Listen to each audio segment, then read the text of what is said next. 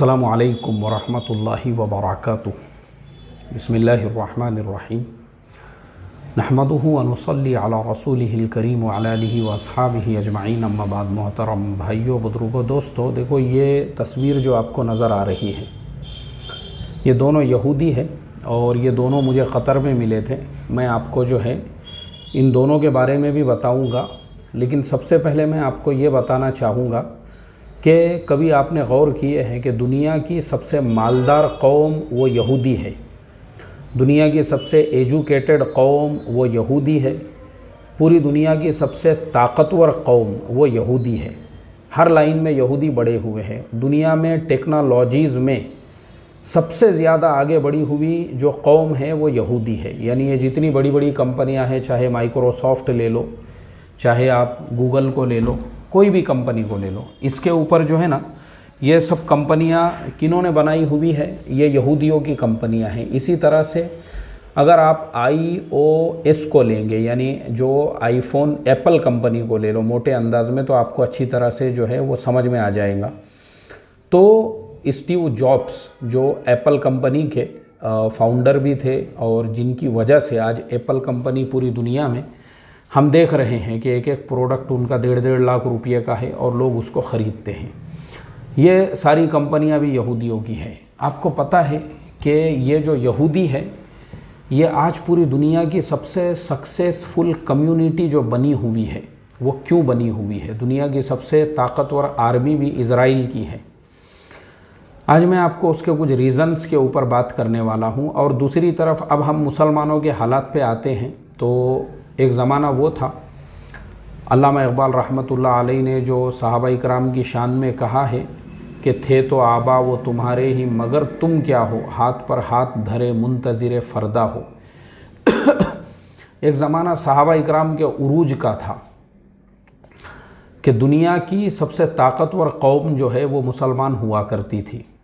Technologies, ये किताब है मेरे पास, मैं आप लोगों को बताता हूँ वो किताब, यानी खाली ऐसा ज़ुबानी जमा खर्च नहीं है। मेरे पास नेशनल ज्योग्राफिक की जो है ना वो किताब है मेरे पास, जिस किताब के अंदर जो है ना मुसलमानों के जो इन्वेंशंस है मुसलमानों के, कि मुसलमान दुनिया की सबसे जो एजुकेटेड कौम हुआ करती थी। देखो ये किताब है।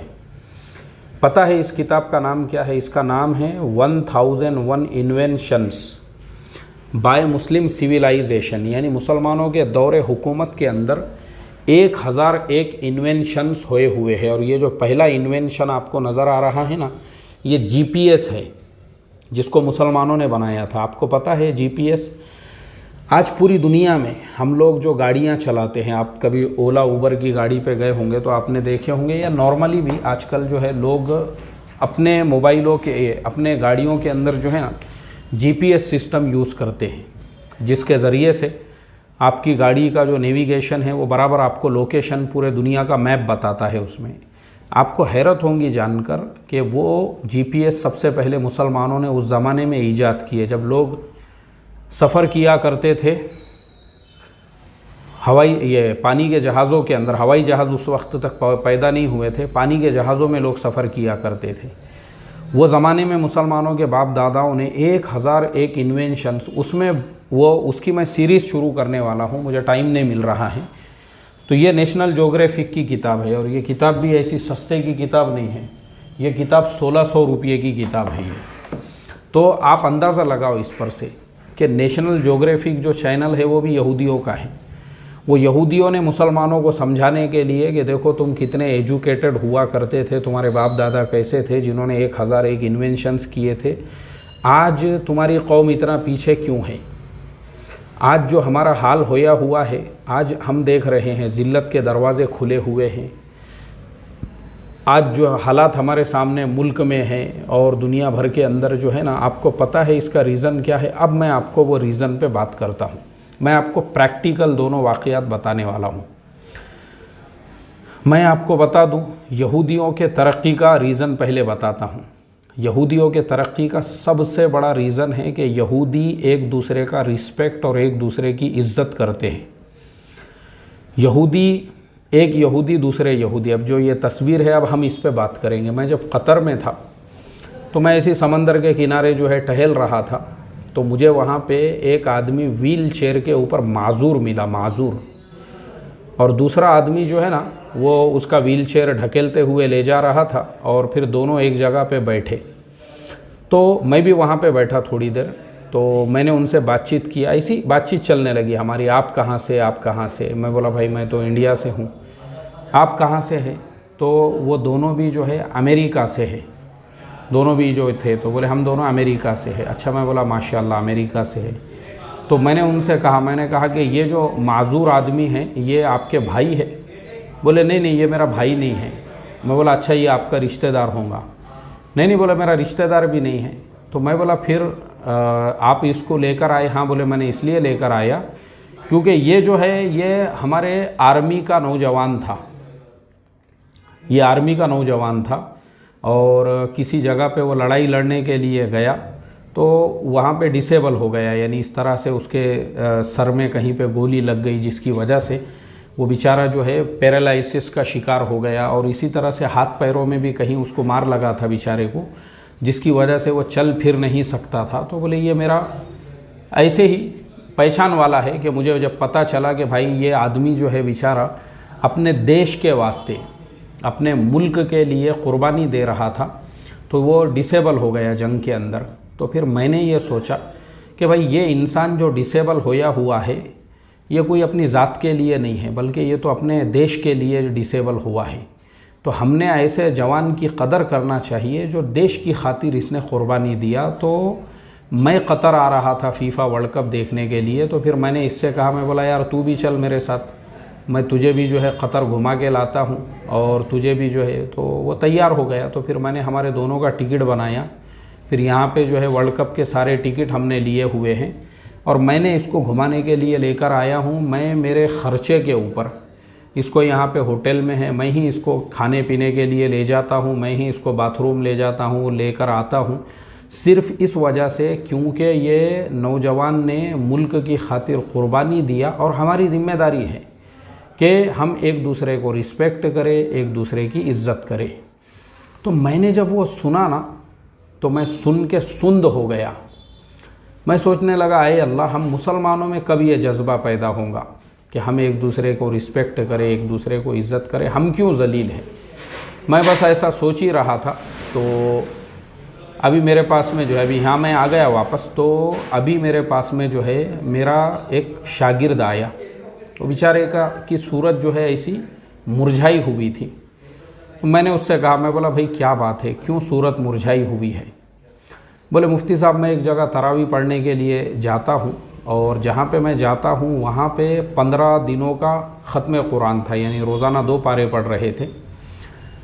15 दिन में ही कुरान वहाँ पे ख़त्म होने वाला था, और जिस दिन वहाँ पे ख़त्म कुरान था तो वहाँ पे इमाम साहब रो रो कर दुआ कर रहे थे, ऐ अल्लाह, मुसलमानों की मदद और नुसरत के लिए फ़रिश्तों को नाजिल फरमा।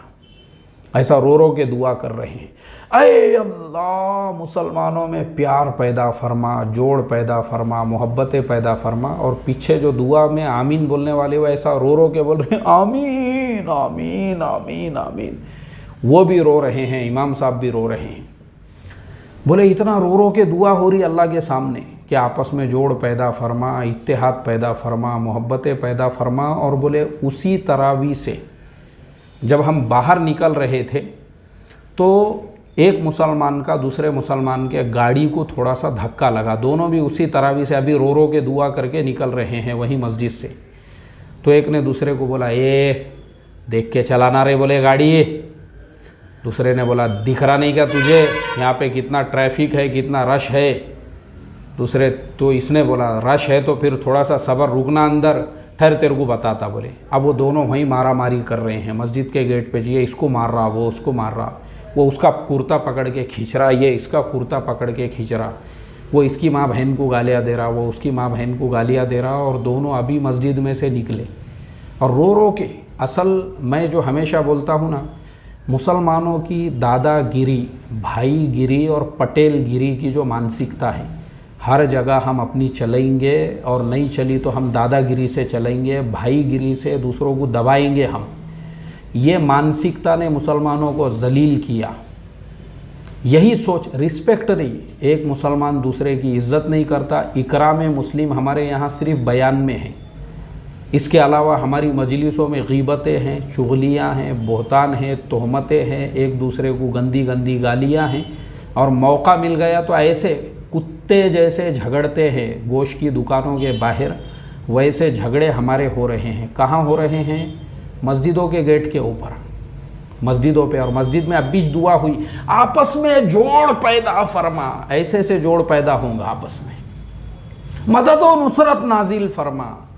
आ रही है, फरिश्ते आ रहे हैं मदद व नुसरत लेके, तुम झगड़े करो आपस में खाली छोटी सी बात पर। और ये एक जगह नहीं है, मैंने मुसलमानों के ऐसे छोटी छोटी बातों पर से जो लड़ाई झगड़े हैं कई जगहों पे ज़रा सी बात पर, यानी आज के जो मुसलमान हैं ना, ज़रा सी बात के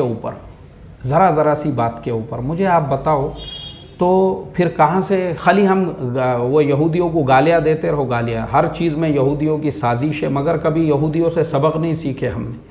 उनके तरक्की का राज ये है कि एक यहूदी दूसरे यहूदी की इज़्ज़त करता है, एक यहूदी दूसरे यहूदी का रिस्पेक्ट करता है।